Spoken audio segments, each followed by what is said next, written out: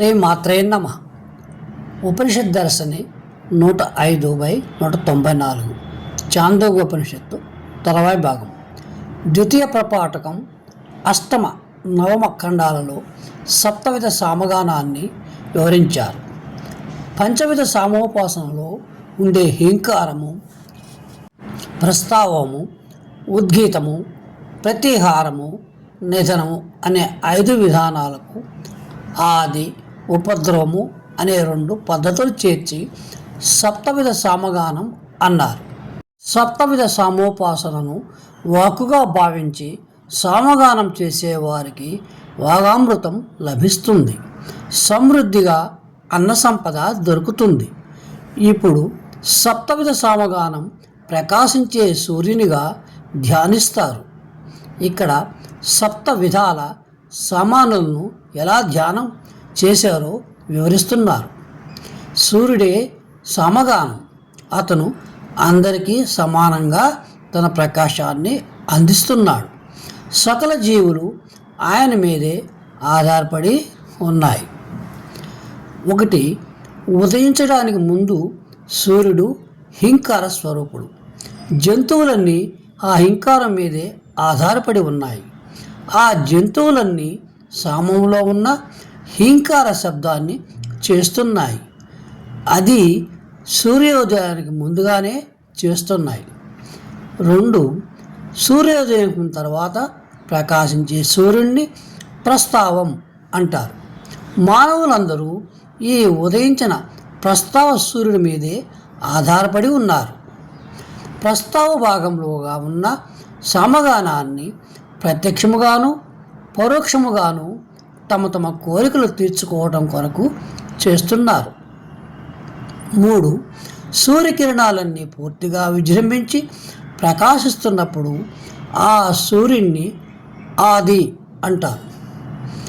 అలా ప్రకాశించే సూర్యుడి మీద పక్షులన్నీ ఆధారపడి ఉన్నాయి. ఆ ఆదిలో భాగంగా ఉన్న సామగాన బలంతో పక్షులన్నీ ఆకాశంలో ఎగగలుగుతున్నాయి. 4. అథ యత్సంప్రతి మధ్యందినే స ఉద్గీత సద్యస్య దేవ అన్వాయత్త స్తస్మాత్తే సత్తమాహ ప్రజాపత్యాన ముద్గీత వాజినో హేతస్య సామ్నహో. మధ్యంజన సూర్యుడిని ఉద్గీతం అంటారు. ఈ మధ్యాహ్న కాలంలో ప్రకాశించే సూర్యుడు ఆకారం మీద దేవతలంతా ఆధారపడి ఉన్నారు. ఉద్గీతంలోని భాగాలైన సామాలను గానం చేసి దేవతలందరూ ప్రజాపుత్రులుగా ప్రకాశిస్తున్నారు. 5.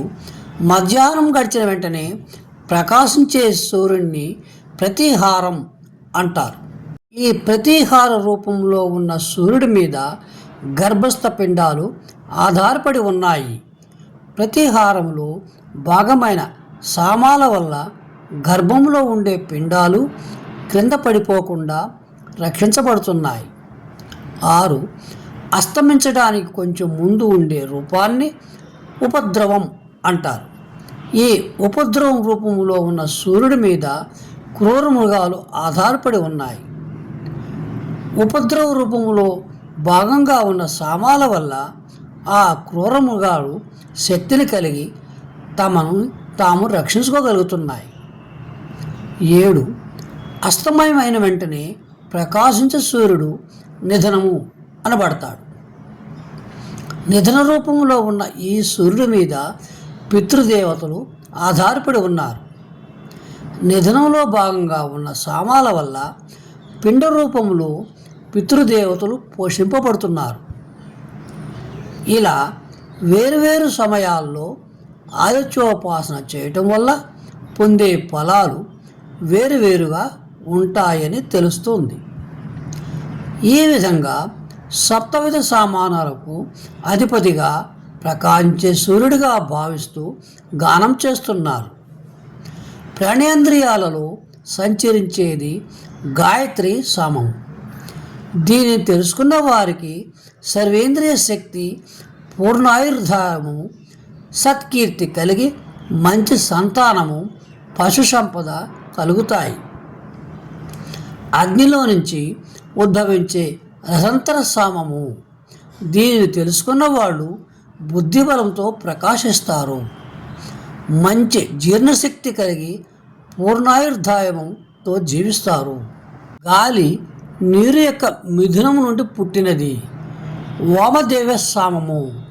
దీనిని తెలుసుకున్న వారు ఉత్తమ దంపతులై మంచి సంతానాన్ని పొందుతారు. పరకాంతలను పరధనములను ఆశించక వినుటియే వారి వ్రతము. సశేషం. శుభమూయ.